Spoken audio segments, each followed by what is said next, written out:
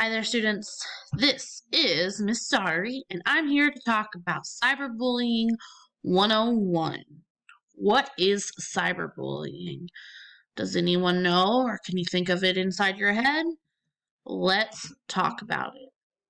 Have you ever made fun of someone on social media? Have you ever had someone make fun of you on social media? Have you ever screenshot messages between you and someone else?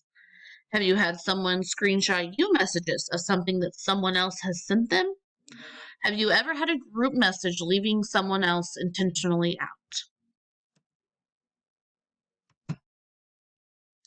If you answered yes to any of those questions, then you, my dear, have been a cyberbully.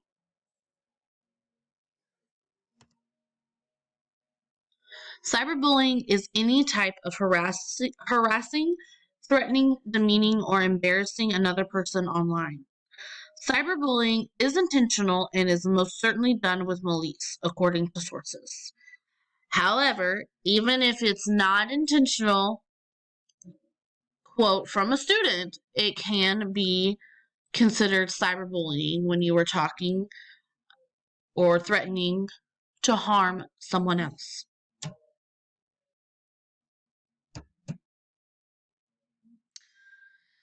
There's a form of cyberbullying called electronic bullying. Electronic bullying is that of any type of device or equipment, such as a cell phone, computer, or a tablet.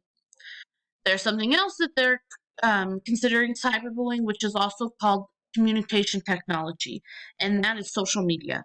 Any form of Facebook, Twitter, YouTube, Snapchat, TikTok, Instagram, any form of social media that you are, and if you are talking to another student or posting of another student in a mean or harmful way, it is cyberbullying.